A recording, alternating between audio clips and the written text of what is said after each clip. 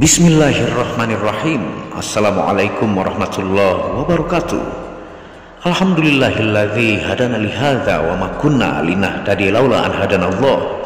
Asyhadu an la ilaha illallah wahdahu la syarikalah wa asyhadu anna Muhammadan abduhu wa rasuluhu la nabiyya ba'da. Rabbi shrah li sadri wa yassir li amri wahlul 'uqdatam min lisani yafqahu qawli. Alhamdulillah, bersama saya lagi dengan Muhammad Hamdan Al-Ghazali dalam Tauhid Metafisik.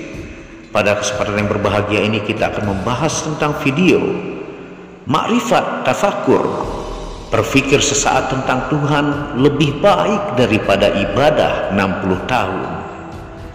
Tonton video ini sampai selesai supaya Anda mengerti, tidak gagal faham dan tidak menjadi fitnah karena kegagal fahaman Anda. Berpikir tentang ilmu ketuhanan atau ma'rifat merupakan salah satu aktivitas yang sangat dianjurkan oleh Islam. Ini merupakan sisi esoteris atau lapisan dalam dari tampilan zohir ajaran Islam. Sangat jarang dibuka di publik atau khalayak ramai karena susah difahami, karena merupakan level keilmuan khusus. Berbagai ayat mengindikasikan untuk kita disuruh berpikir, merenung tentang Tuhan, seperti afala yaqilun, afala yatafakkarun, afala tubsirun, dan lain-lainnya. Para siddiqin dan aribillah mengkiaskan keutamaan berpikir atau merenung tentang Tuhan dengan bahasa berikut ini. Dalam salah satu hadisnya Rasulullah SAW bersabda yang artinya, berpikir sesaat tentang Tuhan lebih baik daripada beribadah selama 60 tahun. Para arif billah juga mengkiaskan keutamaan berpikir tentang Tuhan seperti ungkapan di bawah yang artinya, berpikir tentang Tuhan bagaikan lentera hati yang bercahaya. Barang siapa yang kehilangan pikiran tentang Tuhan, maka jadi gelaplah hatinya. Dalam kitab Nasyaihul Ibad yang ditulis oleh ulama besar asal Banten, kitab ini merupakan penjelasan syarah dari kitab Al-Munabbihat Al-Isti'dad Liyaumil Ma'ad karya Ibnu Hajar Al-Asqalani, seorang ahli hadis abad ke-15 Masehi, bahwa tafakur tentang Tuhan dikelompokkan menjadi 5 objek yang bisa difikirkan lebih mendalam untuk bagaimana sampai kepada pengenalan Tuhan atau ma'rifatullah yang akan membawa pada 5 kemuliaan pula. Yang pertama, berpikir tentang tanda-tanda kebesaran Allah Subhanahu wa Ta'ala. Memikirkan tanda kebesarannya akan melahirkan rasa yakin akan keesaannya, keyakinan bahwa Allah hanya satu-satunya Tuhan yang mampu menciptakan alam semesta lengkap dengan berbagai hikmah yang terkandung di dalamnya. Jika diperhatikan dengan seksama, berbagai keajaiban dan keistimewaan setiap makhluk di dunia ini, mulai dari benda terkecil di dalam lubang tanah hingga makhluk berbintang di langit dan juga para malaikat. Karena itulah dalam sebuah ayat diterangkan yang artinya, jikalau kita benar-benar memikirkan berbagai ciptaan Allah Subhanahu wa Ta'ala, maka akan menimbulkan pemahaman sifat-sifat Allah Subhanahu wa Ta'ala atau ma'rifatullah. Misalnya, Allah Zat Sang Maha Pemberi Rezeki atau Ar-Razzaq, jika direnungkan mendalam akan terbukti kebesarannya. Semua jenis makhluk Allah, baik hewan, tumbuhan, dan manusia, dijamin rezekinya. Semisal ketika kita memperhatikan wujud cicak yang menempel di dinding tanpa ada sayap, dengan berbagai nyamuk juga serangga yang berterbangan sebagai santapannya, tanda sudah diatur rezekinya. Hewan melata, burung yang terbang, semut, katak, dan lain-lain, meskipun tanpa memiliki bank atau tabungan uang seperti manusia, hidupnya setiap hari selalu dijamin oleh Allah Subhanahu wa Ta'ala, menandakan sifat utama Zat yang Maha Pengasih dan Penyayang bagi semua makhluknya. Yang kedua, berpikir tentang Tuhan akan segala nikmat dan karunia-Nya. Ini akan melahirkan perasaan cinta dan syukur kepadanya.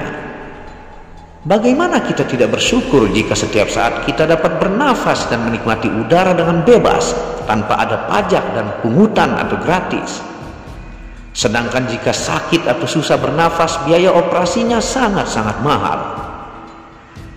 Bagaimana tidak bersyukur jika mata kita mampu melihat segala warna-warni dunia? Andaikan semua itu dicabut Allah Subhanahu wa Ta'ala, apa yang dapat kita lakukan sebagai manusia? Maka bersyukur dengan sepenuh hati, berterima kasih dengan sepenuh jiwa kepada Zat Maha Cinta. Terima kasih itu saja sebenarnya sangat tidak cukup membayar segala nikmat yang telah diberikannya. Padahal jumlah nikmat yang ada tidak akan mampu dihitung oleh manusia. Sebagaimana firman Allah Subhanahu wa Ta'ala, jika engkau bersyukur, maka Allah akan menambah nikmat karunia-Nya kepadamu. Yang ketiga, berpikir tentang Tuhan akan balasan setiap kemuliaan dan perjuangan yang kita lakukan sekuat tenaga, yang pasti akan ada ganjarannya, baik yang disebut surga atau neraka. Dalam tasawuf, orang yang hidup dengan kemuliaan dan perjuangan kuat mencari dan mengenal Tuhannya akan meraih ketenangan jiwa tingkat tinggi. Dikenal juga dengan nafsul mutmainnah atau jiwa yang tenang, duduk bersama Tuhannya, nabi-nabi, para waliullah, dan para siddiqin. Jiwanya sangat-sangat tenang dan nikmat, jauh melebihi cerita tentang surga, karena bertemu dan mampu memandang Sang Maha Cinta atau Tuhannya. Begitu pula sebaliknya, manusia yang selalu menjadi budak hawa nafsunya akan kembali dengan jiwa yang terkatung-katung, linglung, tak tahu arah, gelisah, sangat menyakitkan, seolah diibaratkan jauh lebih menyakitkan dari cerita neraka. Yang keempat, cara bertafakur adalah berpikir akan adanya unsur iblis dan malaikat di dalam diri, yaitu dengan eling atau ingat dan menyadari setiap kita berpikir atau merenung, selalu ada bisikan di dalam hati yang menyuruh melakukan perbuatan atau aksi tertentu. Berusaha mengikuti suara malaikat atau suara ruh, atau bahasa mudahnya suara nurani yang murni. Kesadaran mendengar dua bisikan itu akan mempermudahkan kita mengindikasikan mana suara baik ataupun yang jahat. Itulah yang dilakukan banyak para ulama, waliullah atau wali songo. Bahkan Sunan Kalijaga bertapa sangat lama di pinggir sungai untuk mengidentifikasi bisikan tersebut. Dalam kitab Sir Al-Asrar karangan Syekh Abdul Qadir Jailani disebutkan, ketika kita mampu konsisten sampai akhir hayat mengikuti suara ruh tersebut, maka akan selalu diarahkan oleh Tuhan dalam keselamatan dan menjadi fana atau melebur hingga dijadikan kekasih spesial oleh Allah Subhanahu wa Ta'ala. Dan yang kelima, yang terakhir, cara berpikir ataukah merenung atau tafakur, yaitu berpikir bahwa dalam kehidupan setiap insan di dunia ini dengan masing-masing jalannya adalah jalan dan versi terbaik yang diberikan oleh Allah Subhanahu wa Ta'ala. Artinya, apapun kondisi ujian setiap insan, Allah sudah sesuaikan dengan versi terbaik dari Allah, bukan menurut versi kita pribadi. Karena di setiap jalan itu pasti ada hikmah yang luar biasa yang menjadikan kita sebagai manusia yang jauh lebih dewasa, lebih bijaksana, lebih sabar, dan menjadi manusia lebih berkualitas dari sebelumnya. Semua yang dirasa, baik susah atau senang, sebenarnya hakikatnya sama, yaitu sama-sama ujian dari Allah. Itu akan menjadikan hidup ini ridho, ikhlas, tawakal, dan dirasakan jauh lebih bermakna. Ketika mampu ridho, sabar, dan ikhlas atas kehendak Allah di dunia ini, baik kaya ataupun miskin, susah ataupun senang, maka itu ciri-ciri akan ditaruh kelak di tempat spesial. Dimuliakanlah insan tersebut dan menjadi kekasih khusus Allah yang bersanding dengannya. Wallahu a'lamu bishawab.